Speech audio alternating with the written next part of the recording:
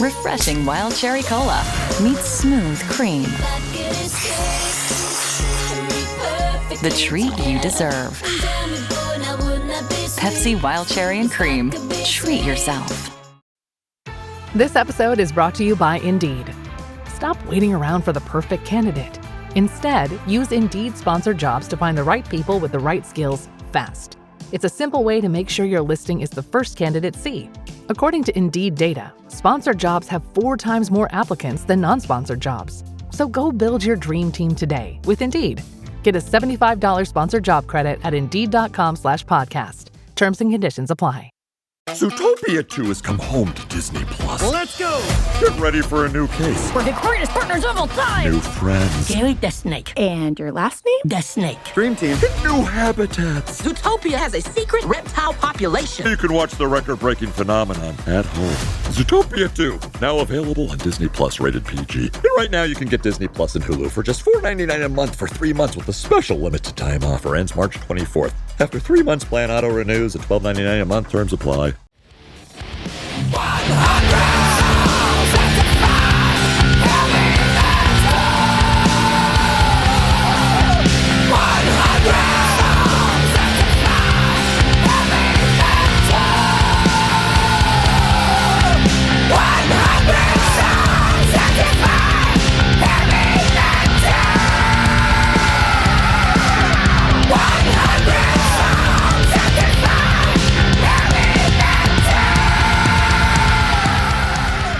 'Welcome to 100 Songs That Define Heavy Metal. I'm your host, Brian Slagel. I'm the CEO of Metal Blade Records. The next time you're in Las Vegas, or if you currently live in Las Vegas or the Las Vegas area, you need to visit the Metal Blade Museum. Now, not only are there artifacts from Metal Blade artists like Metallica, Slayer, Cannibal Corpse, Gwar, Lizzie Borden, there's also artifacts from bands that we had something to do with as well, like Guns N' Roses, Megadeth, Alice in Chains, Deep Purple, Thin Lizzy, Alice Cooper, all sorts of stuff. So it's a really great metal museum. It's located right near the Strip in Las Vegas. Also, our retail store is also now in the museum. So you can go pick up your Metal Blade vinyl, CDs, collectibles, shirts, all sorts of cool stuff. Just go to metalblade.com/museum for all the details. And one of the records that we own in our catalog is a record we're going to talk about today. And that's Mercyful Fate's Don't Break the Oath. And we're going to talk about the amazing song, The Oath. To do that, I'm going to talk to our good friend Mark Lewis, as always, as a producer who knows his stuff. And my old friend Elliott Fullam, who, if you don't know Elliott, he is in Terrifier 2 and Terrifier 3, 2 of the greatest horror movies of all time. It's been fun to talk to him about everything. But first, we begin it all, as usual, with our friend Mr. Martin Popoff. All right, nice choice, Brian. This is Mercyful Fate. The Oath is from Don't Break the Oath. So it's an approximate title track. This is Mercyful Fate's second album, came out September 7th, 1984. This was the side 2 opener, which is kind of interesting on the original vinyl. And it's the longest song in the album, 7:34. Starts with these ominous, spooky sounds. Then you get the bell in the rain, which is a great reference, a sly quoting almost of Black Sabbath, church organ and thunder. It's a little bit cheesy, echoey spoken word thing going on. But then it kicks in and with this absolutely heroic double bass pattern and just really good melodic, but still very extreme metal. I mean, I remember when we first heard Mercyful Fate, we said, this is the first time since Sad Wings of Destiny that there was this absolute uptick in quality levels where you thought a baby band should not be this good. That's something we always felt. And I love the yellow cover, very refreshing, still very demonic, evil cover. But yeah, it's got a great, great groove. You even get ride cymbal in there and stuff. You get this halftime solo section and that kind of cheesy ooh, ah, very classical sort of break section with the very churchy vocals there.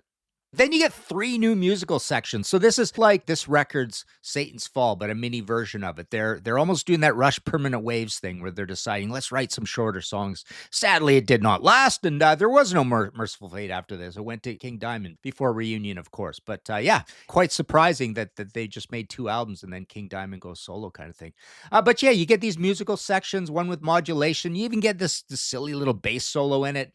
More variations, and then just a return to like a ferocious verse section at the end, and then a very dramatic, almost musical theater like close to the whole thing. So they pack in a lot of action into 734. So absolutely classic metal album.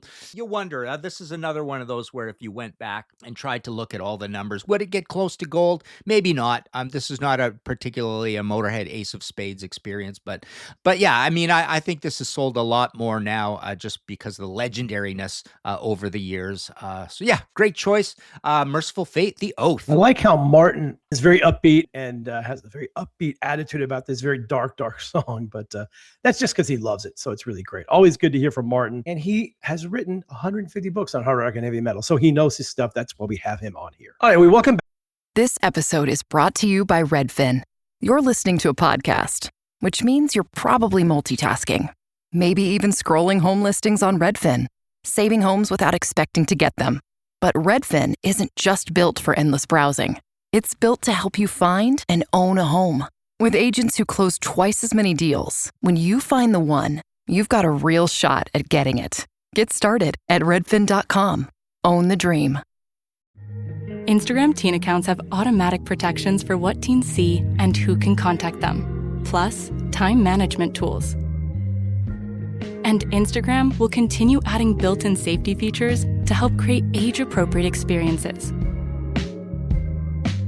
Learn more about teen accounts and Instagram's ongoing work to protect teens online at instagram.com/teen accounts.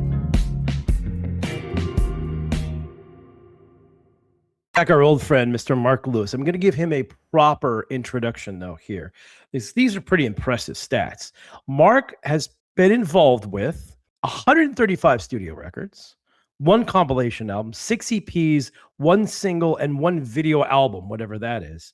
And, of course, some of the artists that he's worked with are, let's see, Trivium, Chimera, Devil Driver, The Black Dahlia Murder, All the Remains, Beneath the Massacre, Cataclysm, August Burns Red, Eyeless, Job for a Cowboy, Charred Walls of the Damned, Doth, Death Angel, Demon Hunter, Whitechapel, Deicide, God Forbid, Killswitch Engage. I mean, we could go on and on and on. Anyway, very impressive stats you have there, my friend. Man, I got to say, thank you for the pump up, but I mean, I'm well over 200 records at this point. Oh, wow. Okay. Well, somebody needs to update your Wikipedia then. Or... Yeah, I don't know who does that. Somebody was kind enough to do that. I guess I should log in there and do it. Yeah, I mean, we're well over 200 at this point. I mean, we're... Oh, well, excuse me. I'm way behind. 21 years in. Man, it's crazy. Remember when I was the new kid on the block and you gave me your trust? Well, it was well earned, so it's all good. Yeah, well, I appreciate it, man. That's cool. So today's fun. We get to talk about Mercyful Fate, The Oath, of course, one of the landmark records in heavy metal. And, people go back and forth between Melissa and this album, which is more influential, which is, it's almost impossible to say. I lean a little bit towards this one just because of the structure of some of the songs, specifically this song too, which is why I'm happy we're talking about this over. I mean, there's no wrong answer on the first 2 Mercyful Fate records. Like, they're all classics, but this one's really interesting just because there's so many variations of what's going on. It's like probably like 8 or 9 or 10 different guitar parts happening, and different structures of the song, and then King singing this like crazy high falsetto, but it works. And the production, it's just these mysterious people at a mysterious studio in Copenhagen, Denmark, that were making magic back in 1981. Yeah, what was the guy's name? Henrik or Peter Lund or something? Yeah, Henrik Lund at a studio that doesn't exist anymore either. Was he active with a lot of other metal stuff? Not really. That's the thing is, I remember talking to King about him, and yeah, he had done a couple things, but I mean, he didn't really do a whole lot of stuff, and I don't think he really did a whole lot of things after this. Probably a few things, but there's not even a Wikipedia page on him or anything. He must have came and went fairly quickly. And I get the feeling too that, especially knowing King and Hank and those guys, that they were very hands-on when they're in the studio. It sounds really good, man. That record it's so clear and good. And yeah, I mean, it's got a little bit of the 80s verb that makes me cringe sometimes, but like, it's really full. Like, a lot of those records back then were tinny, and it just sounds great. Like, it just, and those guys they always had great guitar sounds, and there's so many riffs. It's like, that's a funny thing about Mercyful Fate. It's like, every great riff ever written is in like every Mercyful Fate song. Right. It's been a while since I listened to that song too. And, we're doing it with the great Elliott Fullam, if you know him from Terrifier 2 and 3. He was the one that brought it up. And I was like, oh, that's cool. I have to go back and listen to that song. It's been a minute. And I forgot like how many incredible riffs there are in this song, just like on and on and on. You're right. It's like there's like 10 legendary riffs on one song. Yeah, it's insane. It's kind of like Suffocation is with death metal, like Pierce from Within. It's like every great death metal riff ever written is on that album. It's like it's you have those bands that are just experts at stringing that stuff together, and I think it's no coincidence that like right around then is when Metallica, just after that album comes out, they become kind of the kings of streaming together 8-minute songs with a million great riffs that still made sense. And we talk about all of their influences, but Mercyful Fate was probably one of their biggest influences. I mean, obviously you have the Danish connection with Lars and King Diamond and the guys, but Kirk also, like I didn't realize how big a fan of Mercyful Fate he was until King went up. Metallica played Frisco at an Ozfest, Frisco, Texas at an Ozfest. There's a soccer stadium there, I guess, that they played. Anyway, I had King Diamond come up and do the Mercyful Fate medley. And they were very nice to me to allow me to go into the rehearsal studio before they played because they were rehearsing that song. After they had done that, it was either before or after, like Kirk was like warming up. He just played like Mercyful Fate riff. He played like 10 of them in like a 2-minute span. And afterwards, I said, "Well, I had no idea you're that big a Mercyful Fate fan." He's going, "Oh my God, they're like one of my favorite bands of all time." And as a guitar player, a huge influence. I'm like, "Oh, okay." And that was pretty cool. And hence, why they did the whole Mercyful Fate medley thing. But they were one of the ones probably that had maybe the most influence over them in terms of how they structured their songs, because you could really hear that when you listen to especially these first 2 Mercy albums. If I can interview you for a second here, like where did you put these records? Because we've talked about this history of this stuff, but like Mercyful Fate sounds fucking expensive and good. Like where did you put them? In terms of like the new wave of British metal and the other things that were happening even in the States at the time. But this is 1984, which means these songs were probably kicking around 81, 82 for them. So they really were almost a generation ahead of Metallica in terms of, you know what I mean? Like, so I wonder just like, where did that sit for you guys? Did you talk about them? Because they would, I assume, would have been somebody that all of you guys looked up to at that point. And and what was it like? Where did they stand? Because to me, they were more evil than a lot of the new wave guys, except Venom, which to me I don't really put in the new wave of British metal, even though I guess I would be wrong for saying that. They were always a different, more evil thing to me. I got into Mercy really, really early on. The first time I went to England was 1982. And one of the things that we got over there was the original Mercyful Fate demo tape. It was my friend John and I, we went over there for like 2 weeks. And then the very end of the trip, we spent all of our money on records. So the end of the trip, we had literally no money left. So we had enough money to get like basically a hostel hotel sort of thing. It's just a room with 2 beds in it, community bathroom, no TV, no nothing. It's a bed and breakfast basically. But all we had, we had all the records, but John had this tiny little tape recorder, tape player. And the only thing we had was the Mercyful Fate demo. And we didn't really have a whole lot to do because we had no money. So we just listened to that demo over and over again. Still one of the heaviest things I've ever heard. So I immediately got in touch with their manager at the time and said, "Hey, I'm putting together this, I just did this." Actually, even before that, I had heard about them because when I was working at the record store, we had the EP that they had put out, and we sold a lot of that too. The Nuns Have No Fun EP. So I reached out to their manager and I wanted to get them on the original Metal Massacre record. And we're going to do it with the song called Death Kiss, but it didn't end up happening because they got a deal with Ravon, and then they got the deal with Roadrunner pretty quickly after that. So it didn't really make any sense for them to be on the record. But yeah, they've been on my radar for a long time. And of course, I love those first 2 Mercy records. It's kind of a shame that our relationship with Roadrunner didn't happen until after those records came out. So, Johnny Z kind of was able to put them out in the US first, which was kind of a bummer to me, but it's like he knew about them before I did and got in there. And he had the relationship with Roadrunner and Music for Nations as well at the time. But in the lexicon of everything, I mean, yeah, even though they obviously weren't a British band, they're in Denmark, but they were doing something a little bit different than the new wave of British heavy metal stuff. Still incredible. I mean, I loved all that early stuff, and I love these first 2 records too. So it's for me as a fan, I mean, I was the one that when Mercyful Fate was not together, I was actively trying to get them to be back together. And unbeknownst to me at the time, they were actually talking about reuniting. And so I came in and we knew their lawyer really well and ended up doing the deal. And then now we have all of the Mercyful Fate and King Diamond catalog is all under the Metal Blade banner, which is a huge thing for me because I think these records are so important, and it's an honor to be able to do that. But yeah, they were way up there. I mean, they were certainly, you put them at that point up with, Maiden and Saxon and Diamond Head and all the big stuff that was going on back then, for sure. Yeah. I mean, to me, it was, maybe to the untrained ear, maybe you'd hear King for a second and think, oh, it's more power metal. But there was just such a different storytelling imagery to them. And the new wave stuff in England kind of had like this punk thing, and a lot of it kind of sounded bad or just, Hey, don't disparage the new wave heavy metal. It was all great. Well, I mean, I'm talking about like the production value compared to the Oath, like to that record is what I'm saying. Like, I think the songs were great. I mean, I've told you before, I went way down that rabbit hole. I mean, I even have the compilation you did with Lars. I bought that as a kid. But to me, it was like Mercyful Fate was just, they didn't have that, and it's not a knock. They didn't have that English edge, No, and they were, and you talk to those guys, they were way more into the European side of metal. I mean, they loved Priest, and they loved, obviously, King was a huge Uriah Heep fan. His son's named after the singer. But yeah, they were more influenced by a lot of that stuff and kind of the more like Deep Purple, which of course is an English band too, but the more classical sort of stuff where you're right, like a lot of the new wave of British heavy metal had that punk edge to it just because they were kind of coming off of punk. And Mercy never really had the punk part of it. It was more kind of the classical sort of metal playing.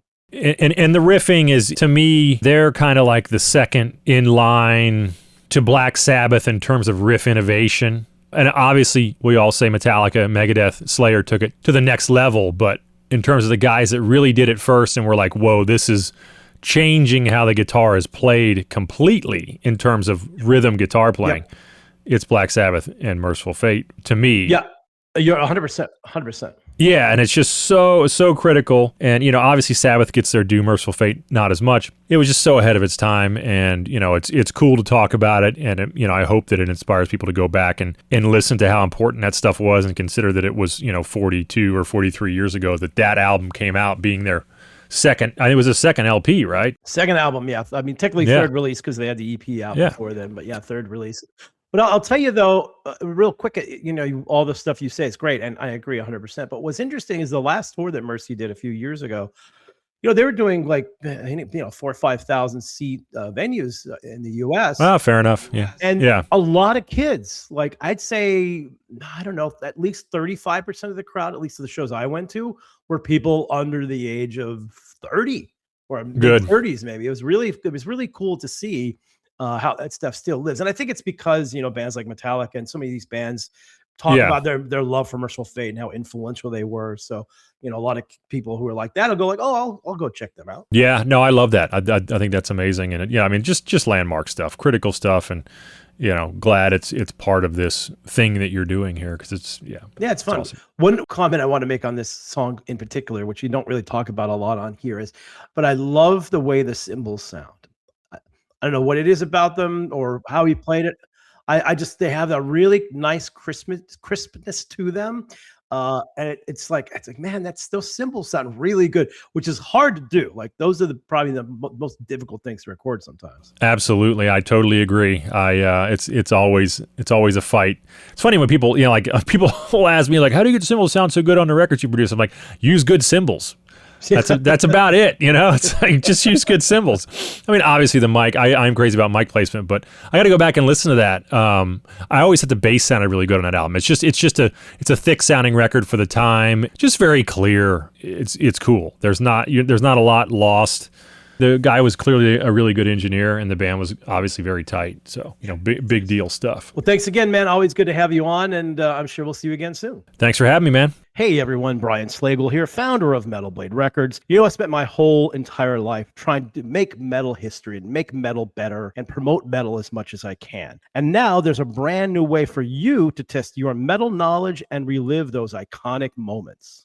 It's called Metal Mondays, the official metal trivia game from Metal Blade and Pantheon Media, and it's free to play right now. Every Monday, a new game drops. From Slayer, Supremacy to Death, Metal 101, 80s, Metal Blade Classics, and tons more. You'll battle it out on the leaderboards, win killer prizes, and even score some exclusive Metal Blade merch. So if you think you know your riffs, your legends, and your deep cuts, prove it. Download Hit Replay on the App Store or Google Play, or head to metalbladerecords.com/Metal Mondays and start playing today. Because in metal, there's no off days, only Metal Mondays. Metal Mondays. Play loud, play true, and play to win. Okay, this is going to be a long one, so bear with me. This guy's done a lot of stuff in his young life already. You know him from doing interviews at Little Punk People on YouTube. He started doing them when he was a wee lad, interviewing also very famous rock stars. You know him for all his music career, some really great music stuff. Of course, his incredible acting roles in two of the best films of all time, Terrifier 2 and Terrifier 3. And of course, we also did some podcasts together during the pandemic on the Sea of Tranquility channel. Elliott Fullam, how are you, sir? I'm doing really well, man. Thanks for all the kind words. I'm excited to talk some metal. So yes, metal. So I think your story on how you got into metal is probably one of my prime examples of really good parenting. Yeah, my parents they raised me on it. I mean, they were really good at it because they started me off with like all the classic rock bands, and then on those late night car rides would throw in a little bit of King Diamond, a little bit of Merciful Fate, even right. Took me to shows, and I mean I was instantly attached. Became a huge music enthusiast, metalhead, all around vinyl collector from since I can remember. All the right things you should be doing, which is very good. Now I know you're a big King Diamond and Merciful Fate fan, so I know this was difficult for you. Like, which do you do, King Diamond or Merciful Fate? Yeah. But there's no wrong answer there. And of course, Merciful Fate is, the precursor to King Diamond, as we all know, and obviously a hugely important band to the world of metal. So you picked The Oath from Merciful Fate. Give me your reasons behind that. Oh, I mean, for me, when I start hearing top 100 songs that define heavy metal, I start thinking, what does metal mean to me? And a big thing is honestly, not caring about what anybody says, being able to express yourself. And I felt like King Diamond and Merciful Fate, both of them were one of the very first metal bands I thought of. And I felt like The Oath is a really good track that kind of sums up all of that, that conceptual style of songwriting, unconventional song structure, throwing some cool breakdowns here, starting a song. I mean, The Oath starts off with that really cool synthesizer with the thunder, the lightning. It sets the tone, right? It takes you on like this wild adventure. Of course, one of my favorite vocal performances from the King. He's got a lot of really good ones. I'm sure we're going to get into that. But Oh, yeah. I felt like The Oath was just honestly a great like sum up of the world that the King makes, that he creates. I hadn't listened to it for a minute, so when I went back and listened to it, I was like, man, I forgot that. I mean, again, this record came out in the early 80s, right? So it was during the new wave of British heavy metal, basically. So it was before Iron Maiden and before Metallica and before all these other things, or around Maiden time. And man, this song was, when you think back again, it was so heavy for that time, because when it kicks in, it's like, that riff is like so heavy. The whole song is pretty fast too, which I kind of forgotten about. I go, man, this song really, when I listened back to it, was such a precursor to thrash and all of that scene that came afterwards, that of course all of those bands worship Merciful Fate. I mean, certainly Metallica. I mean, the big four, all massive Merciful Fate fans. And listening to this song, course. How can you not? Yeah, right. Well, yeah, that's the right answer, of course. But yeah, the riffs, what really got me, I was like, man, I forgot how there's so many different riffs in it. Both, Hank and Michael Denner, just phenomenal guitar players, and way, way, way ahead of their time. And that's what kind of struck me, because those first two Merciful Fate records, there aren't any bad songs on them. They're all good. But again, this is the one that I kind of forgot about. I went back, oh man, I really see why you chose this and why it is really an important song to the metal. Yeah, I mean, like you were talking about, like that speed, like the speed of it.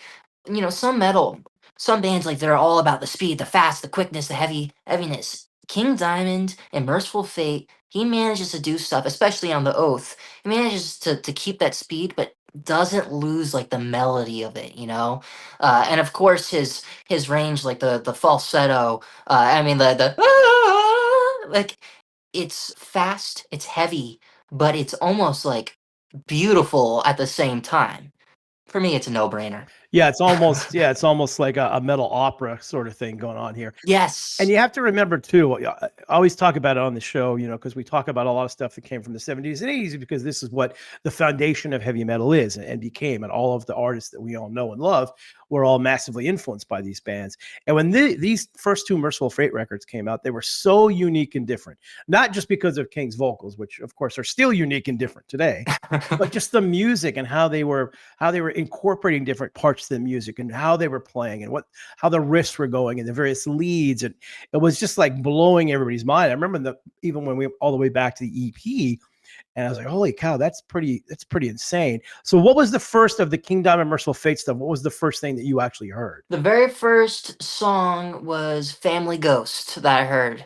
And I remember how I felt to this day. And then, of course, watching the music video alongside it. And then, honestly, shortly after, I was still very young, but seeing King Diamond live, I was right up front. And I was so lucky. He played Family Ghost and he looked directly at me.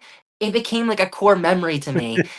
I was a huge King Diamond supporter then, but then even after that moment, I became an enthusiast. He's always really good at that. I've always noticed that he always will find a few people in the audience to kind of lock in on them. And clearly, being younger, I'm sure he was like, okay, let me get into this kid's head. It worked. Yep. And then you went backwards, obviously, to Merciful Fate, from King Diamond back to Merciful Fate. Yes. So once you started going backwards, what were your first impressions on Merciful Fate at that point?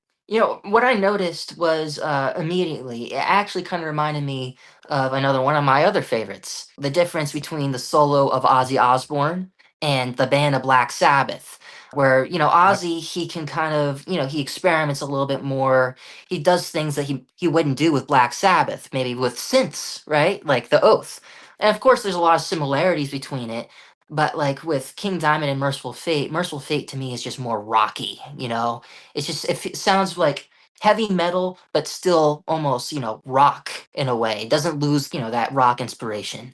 So that was immediately the very first thing for me. But The Oath is kind of like one of those pinnacle tracks for me where it still sounds a little bit like a King Diamond song while not losing that Merciful Fate authenticity. Yeah, I mean, that's the big difference for me between the two is that King's solo stuff, he sings a little bit differently, obviously, than in Mercy, and clearly different styles because you have different guitar players. Hank and Michael were more, I mean, they're all European, obviously, but they, to me, were more like heavier, maybe bluesier, Sabbathy European stuff. And then Andy, who's the guitar player in King Diamond, is, brilliant guitar player. He's kind of more classical-ish sort of thing. So there's slight differences, but the Mercy stuff, I think, to me still blew me away because it's like, I never heard anything like that before. And some of the stuff they were playing back then was like, their first ever demo, it was just so heavy. And I was just blown away by like, how can somebody write this stuff so heavy? And then of course they continued that with the two records. And this song again, in particular, is probably one of their heavier songs.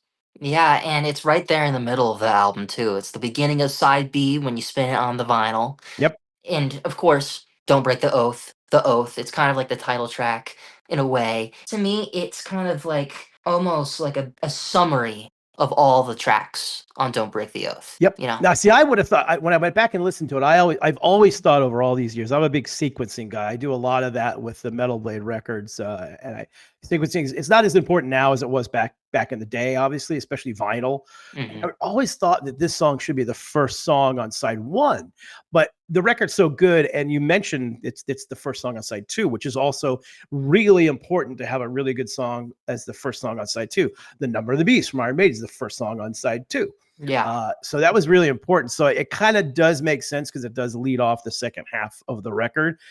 And that was pretty important because now when you listen to it, it's like it's a whole record. But when you break it apart, you're right. Side two, it's a whole different feel. Yes, and that kind of goes hand in hand with what I was saying, like the conceptual style. And I mean, a lot of the metal bands, during that time, they did kind of craft the album like it was a sequence, like you're saying, like it's like a whole adventure.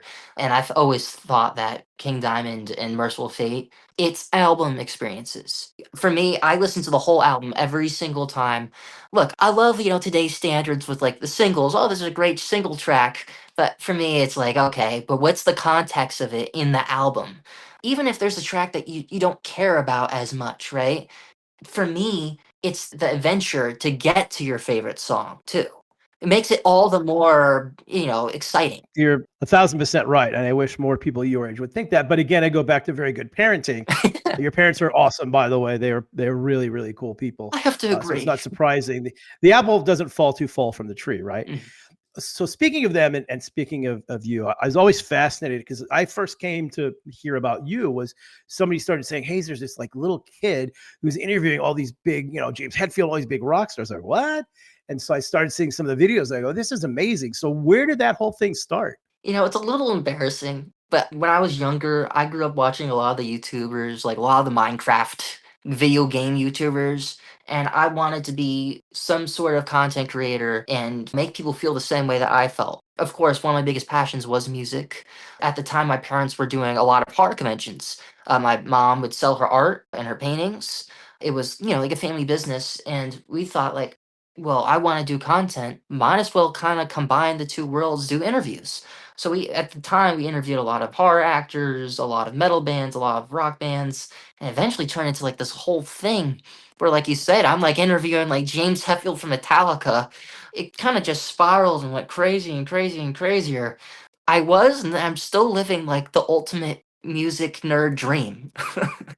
Even doing this interview, everything you're saying, it really does mean a lot coming from you. Oh, well, thank you. Thank you. Well, look, I think the reason it works is because you did a great job. Thank You you. can feel like, okay, this kid's a real fan. He knows what he's talking about. And, you're interviewing people the right way. And it could have easily been a novelty, which it, kind of was a bit, but then you dig a little bit deeper. It's like, oh, this kid actually likes the stuff and he's asking really good questions. And I think that the word kind of got around from everybody. And that's why I think you're able to do so much stuff, which is really fun. And that's led into this whole crazy career of all sorts of other things. So we also have to talk about Terrifier. So Terrifier to me is one of the greatest stories of all time. It's this guy, Damien Leone, who's, again, huge metalhead. David Thornton, who plays the incredible character Art, also a huge metalhead. Quick funny story about that. So Kerry King and his wife Aisha and Chris Jericho are the ones that got me to Terrifier. Kerry and Aisha at one night said, have you seen this movie Terrifier? I go, no, I've never heard of it. So you got to watch it. Aisha's like, one of the greatest kill scenes of all time. All right. So I watched the movie. I'm like, oh my God, this is insane. And yes, it is one of the greatest kill scenes of all time. You have to watch it, but please make sure you're over the age of 18. So I watched the movie. I just thought it was really great. And then I met David at the very last Slayer show in New York. So I was in New York and I was talking to Carrie, and Carrie goes, hey, Art's here. I'm like, huh? Like Art who? Art the Clown. I'm like, no, where? So David came up and we basically hung the whole night. What a phenomenal dude. Like such a great guy. So that's why I first met him. And then, of course, then comes Terrifier 2, which I was involved in, and a bit of the crowdfunding and some of the help. And I'm a ghost that was killed in the famous scene with all the people that get killed. I was supposed to be killed in there, but it was COVID and I couldn't get there. But Damien very nicely put me in as I got a screen credit. If you look at my IMDb page. So how did you become involved in the Terrifier franchise? It was one of those cases where it was like just the perfect timing. Auditions we were kind of like in a slow period. Like sometimes it's like you get auditions like every other day, and then sometimes it's like you don't get auditions for a month. And during that time, my dad, incredible parenting by the way, my dad looked up on this website called Actors Access and saw the Terrifier 2 audition. We were already huge fans of the first film, and we are like, wait, they're doing a second one? No way! And they submitted me for it, and I actually submitted for just one of like Jonathan, who's my character, one of his friends, like one of his pals, and also for Jonathan as well. Turns out they liked me for Jonathan. I did like 4 auditions. I did a scream test. I was really nervous for every single one of those final auditions. I guess it just worked out. Yeah, that's awesome. I ask musicians this all the time. When you're in a studio creating a record that becomes an all-time classic, are you aware that you're making something special when you're making it? And was that the case when you're making this film? Could you guys feel like, oh, this is something that's going to be really good? Honestly, I did. I felt like when we were filming those scenes in Terrifier 2, I felt that what was going on was special. But the truth is it still blew away my expectations. It blew up, and then like when you were seeing like a lot of those articles, and all of a sudden it was like being spoken about in like regular talk shows, and horror icons were shouting it out. the same. It was the same case also for Terrifier 3 Yeah. when filming. I was like, this is incredible, and then it just still blew away my expectations even after all that time. Well, that's the real big story is just how massive it's become. Yeah. And the reason why I love it is, well, first of all, in Terrifier 2, thank you very much. Your bedroom is filled with King Diamond, Merciful Fate, and Metal Blade, and all sorts of metal stuff in there, which is awesome. Love that. Thanks to you and Damien, obviously. But this thing has gotten so, I mean, it's massively huge, like unbelievably massively huge for just this little tiny franchise that this one guy who loved this sort of thing, as Damien, created. And I love it because all the people involved are really, really great people doing it for the love of doing it. They're doing it because they love this style of movie. They love making stuff like this. You know, you're great. Like everybody in the cast is awesome. Obviously, Damien's amazing.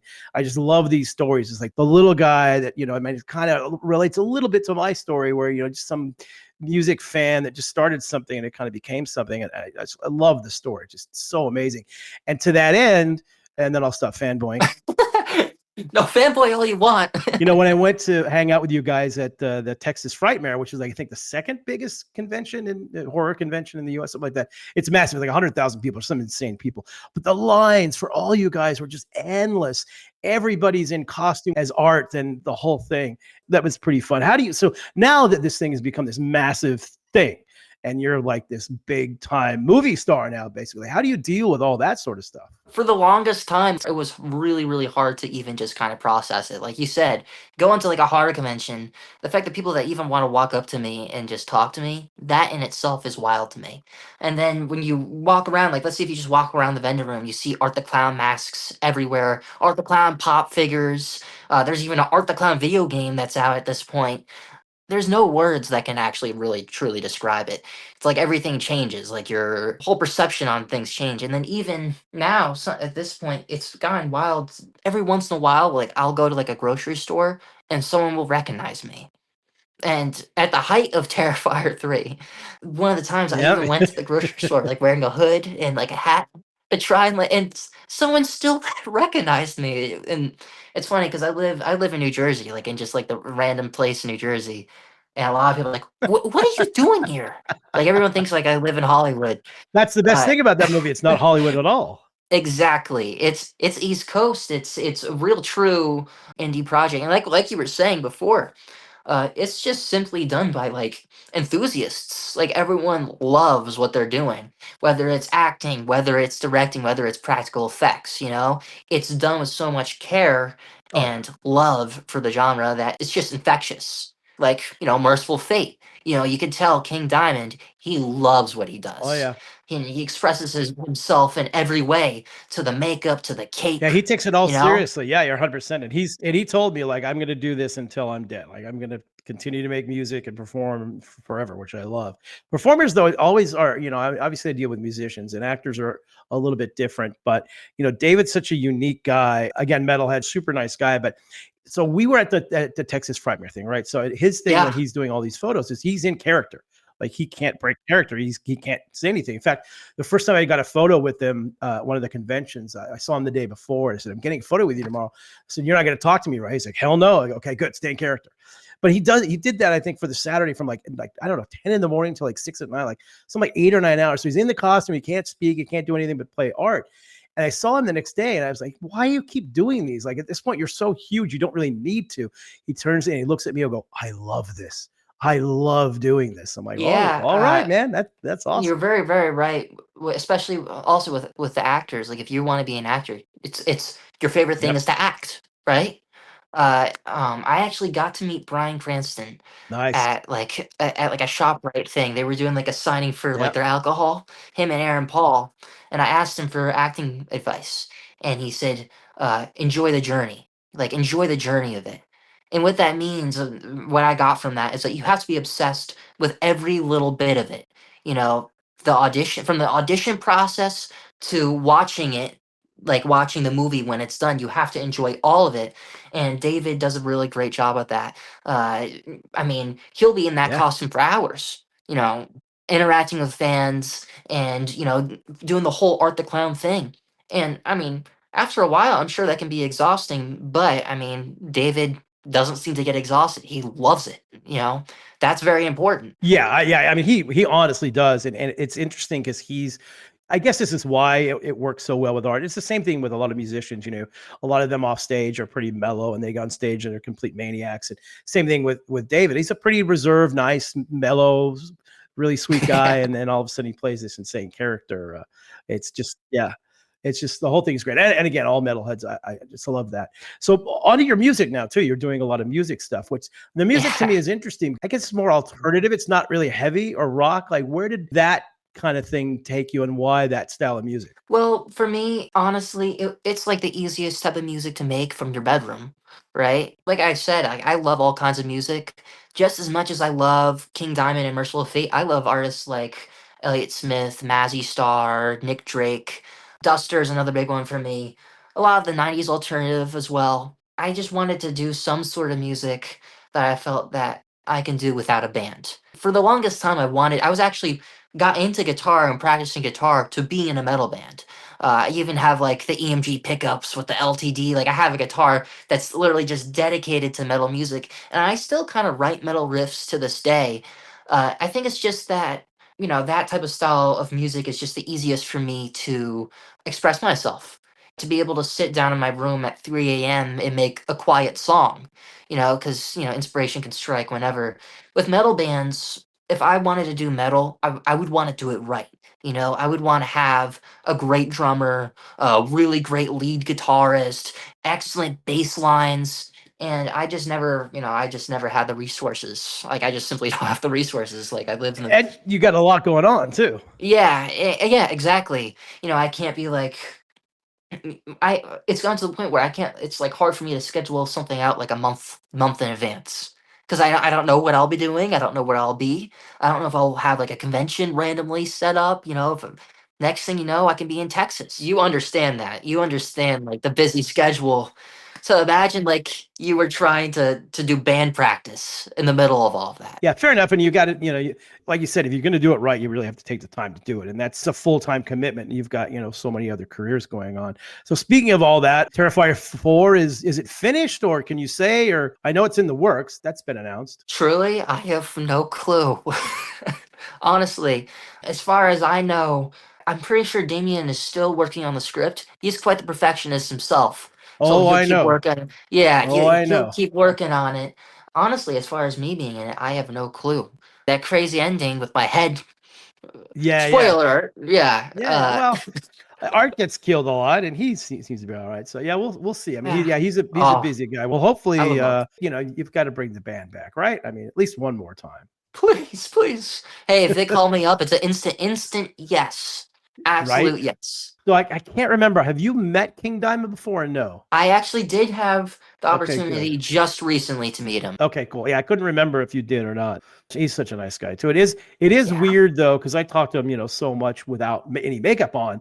And then when you talk to him, when he's got the makeup on, it's like it's a weird thing. Like the first time I worked with Alice Cooper, and we did a bunch of stuff with Alice in the early days, and I interviewed him a few times and met him a bunch of times, all with no makeup. And the first time I was at a show, and he's talking to him in makeup, it's just kind of like, whoa, this is Alice Cooper, and he's in the character now, and it's always kind of trippy, especially with King. It's like, whoa, okay, he's the same guy, but he's got this crazy makeup on it, and he becomes that character. I love that. I noticed that when I was talking to him because I met him when he was in the full makeup, and I think it's kind of awesome the fact that if you just simply put on some makeup, you put on your full on outfit, you become something different. Even naturally, when you're not on stage singing or acting or doing whatever you do, that persona kind of like it really does take over. That's exactly what you would hope for if you met King Diamond in the makeup. If he's talking like this a little bit, when I was younger, I got into this band. Like that's how he was talking to me, and I was nerding out the entire time because it sounds like his records when he does the low voice. It's intimidating, man. I mean, even I get intimidated when I talk to him in the makeup. And then his eyes too. He's got like those piercing, like gray eyes as well. I've always seen him live. I mean, of course, you could see his eyes a little bit, but it's not the same as like being there right next to him having a conversation. Like you could see the king in his eyes. There is definitely an aura there. There's that is for sure. So what's next for you? What you got on the docket coming up? You know, I'm trying to take everything day by day. I got a lot of conventions lined up for this year already. Doing a lot more acting. I'm working on I actually just recently released my very first short that I was kind of involved in with like the behind the scenes a little bit. I was the producer, called Wolf and Crown, and my girlfriend Josie acted in it with me, and that was a lot of fun to kind of do that. Honestly, it's just to just keep doing what I'm doing, release more music. I'm right now. Actually, literally just yesterday, last night, I was working on more stuff. My goal is just to continue creating, whether it's acting, whether I also want to get back into the interviews. Starting that back up again because I've been finding the time in between, because why not, right? Why not? Yeah, hell yeah. Kind of just doing everything, trying to keep up with it, with the Instagram, with the fun vinyl posts. There's certainly more on the way. Good. I love that. You're the next generation, and if you're any indication of how the next generation is, we're in good hands. So you're doing good at all the stuff you're doing. We all appreciate that, and thank you so much for doing this. Of course. I mean, I had a great time talking, man. And once again, that really means a lot coming from you. Thanks, man. It was a lot of fun. Always a lot of fun to talk to you. So thanks again. Oh, absolutely. Yeah, thank you, man. I hope you have a good one. Stay metal. That will do it. Fun episode talking about the great Mercyful Fates on the Oath. Elliott Fullam, actor, musician, a man of many talents, as we say. A good guy, Tony, a huge fan, obviously, which is great. Mr. Mark Lewis, Mr. Martin Popoff, Lizzie Borden, who does our theme song, and the man that keeps the ship afloat, producer Christian Blatt. Thanks all for being here, and we'll see you next episode.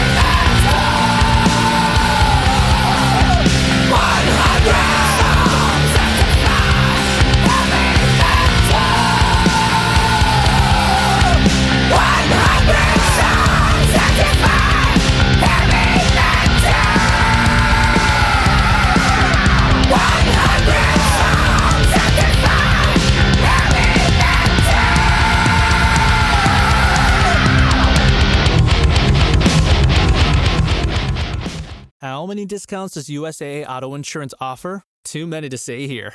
Multi-vehicle discount, safe driver discount, new vehicle discount, storage discount, legacy. How many discounts will you stack up? Tap the banner or visit usaa.com/auto discounts. Restrictions apply. LifeLock, how can I help? The IRS said I filed my return, but I haven't. 1 in 4 tax-paying Americans has paid the price of identity fraud. What do I do? My refund, though. I'm freaking out. Don't worry, I can fix this. LifeLock fixes identity theft guaranteed and gets your money back with up to $3 million in coverage. I'm so relieved. No problem. I'll be with you every step of the way. 1 in 4 was a fraud-paying American. Not anymore. Save up to 40% your first year. Visit LifeLock.com/podcast. Terms apply.